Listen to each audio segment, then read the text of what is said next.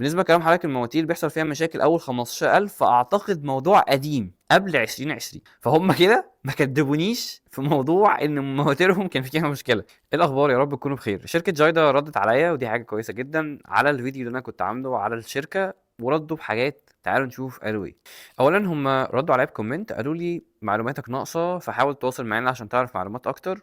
وبعدها انا ما ردتش للاسف، كنت بره، فردوا بكومنت تاني. تعالوا نشوف قالوا فيه ايه بالظبط. هم قالوا: هل حضرتك شفت موتوسيكل من الموتوسيكلات الجديده دي عشان تحكم بنفسك؟ اه شفتها، موتوسيكل صيني عادي جدا.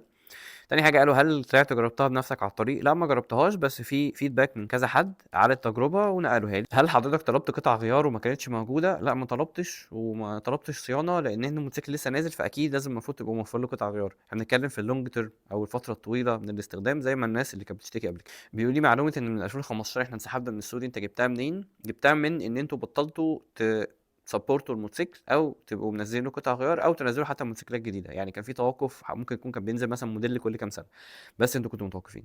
واخيرا هم قالوا: انت بتجيب معلوماتك منين؟ انت الاحسن ان انت تروح للملاك وتسالهم وهكذا. فده كان ردي. طيب ردي كان ببوست نزل على جروب البايكرز، في حد ربنا يبارك له على تيك توك بعتهولي. البوست ده كان اتمسح بعد ما نزل على طول. انا ما كنتش متاكد من صحه البوست ده. البوست ده من الاخر هو يعني بروز كده الموتوسيكلات بتاعت جايدا. الراجل داخل بيقول: انا اشتريت جايدا دي 400 الجديد، بعد 3 ايام بالظبط البوجيهات صدت وبطل يدور، والراس النقاله التالتة اتكسرت، كلمتهم خليتهم يغيروه خالص. فكده هم فعلا غيروا له الموتوسيكل. وواخد واحد جديد، ولما مشي بيه 60 كيلو بالظبط الموتوسيكل بطل يدي نقلات اصلا، ووقف فجاه على النقله الخامسه وفي صوت تكسير تحت. ده ايه؟ اعمل ايه؟ افيدوني ارجوكم. البوست ده نزل على الجروب، وانا والله كنت بنسبه 50% شاكك ان الموتوسيكل ان البوست ده فيك، وكنت ب 50% شاكك ان الموتوسيكل ده حقيقي. ولكن هم ردوا قالوا: فعلا كانت في مشكله عند العميل، دي اتحلت تاني يوم والبوست نفسه اتمسح.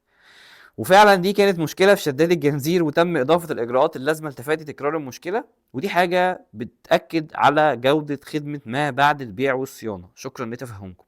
هنا انت اكدت لي ان نسختين موتوسيكل في 60 كيلو او اول ما واحد اشتراهم فيهم عيوب، فده معناه ان الموتوسيكل ده ما تعملوش تيستنج كويس او مش سيرتيفايد كويس. تمام؟ ده مش بايك معتمد. معلش، مفيش موتوسيكل ممكن تجيبه زونتس مثلا يحصل فيه ده مع اول 20 كيلو. ممكن يحصل في موتوسيكل مثلا مش عارف تحت بير السلم، انما في موتوسيكل مثلا من شركه لا، بيبقوا عاملين تيستنج على البايك. معلش يعني ما ينفعش يحصل حاجه زي كده وانت لسه جايب موتوسيكل جديد. فهم كده اعترفوا ان فعلا كان في مشكله عندهم في الموتوسيكل الدي 400. بعد كده انا رديت عليهم وقلت لهم ان البايك بتاعكم مجهول المصدر عالميا، مفيش حد حتى اتكلم عنه في اي دوله عالم ثالث، هند مثلا حتى. قلت لهم: انتوا بتقارنوا نفسكم بسعر موتوسيكل زي الزونتس الدي ال 350 تي اللي هم بره بيقارنوه بالبي ام دي اس. فحضرتك انت بتقارن فيها سعريه بايه؟ في يعني فين احنا فين؟ انت زونتس بيقارن ببي ام، انت اصلا مفيش حد يعرفك، فانت ازاي مسعر نفسك زي الزونتس؟ فده كان ردي عليهم. ردوا عليا قالوا لي: احنا اسمنا جايدا مش جايدا. مفيش مشكله، كلام حضرتك صح بخصوص جزئيه الاسم، لان جايدا علامه مصريه مسجله. تمام؟ والموتوسيكل ملوش اي حاجه خارج الدوله يعني هو الموتوسيكل ده صيني بحت، هم مسجلينه وجايبينه. فدي كده نقطه الحمد لله وصلنا ومسكنا فيه. بخصوص نقطه التسعير، حضرتك شفت خامات الموتوسيكل هتعرف ان التسعير مقبول كقيمه. هم ده طبعا وجهه نظرهم، بس شايفني غلط. بالنسبه لكلام حضرتك المواتير بيحصل فيها مشاكل اول 15000، فاعتقد موضوع قديم قبل 2020، فهم كده ما كدبونيش في موضوع ان مواتيرهم كان فيها مشكله. يعني هم اهو اعترفوا اهو ان الموتوسيكلات اول 15000 كيلو الموضوع ده قديم قبل 2020، والمشكله دي اتحلت وهم في تطوير مستمر. فاحنا دلوقتي بقى عندنا حاجتين: ان الدي 400 نزل فيه مشاكل وناس كتير اشتكت منه، او الراجل ده على الاقل اشتكى منه وهم اعترفوا ان فعلا في واحد حصل معاه مشكلتين متتاليين في نفس الدي 400. فدي كده مشكله خامات في الموتوسيكلات الجديده.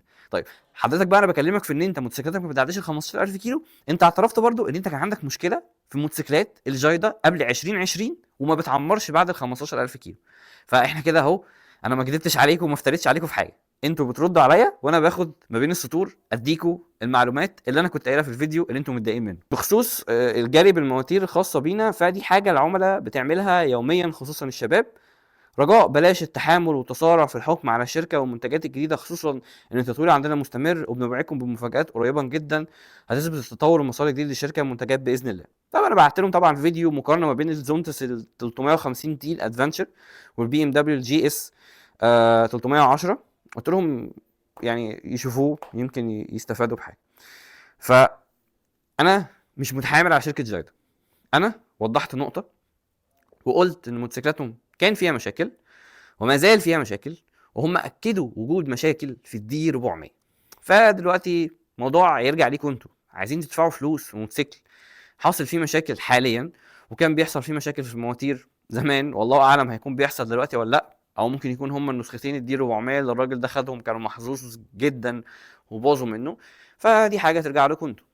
انا ما عنديش مشكله مع الشركه لو سعرت كويس، يعني ما عنديش مشكله خالص ان الدي 400 ده لو نزل ب 80,000 جنيه انا شايف ان هو هيبقى صفقه رابحه جدا، او لو نزل مثلا ب 90,000 جنيه بالكتير.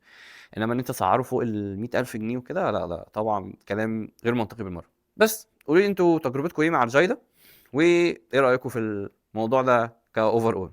بس كده، سلام.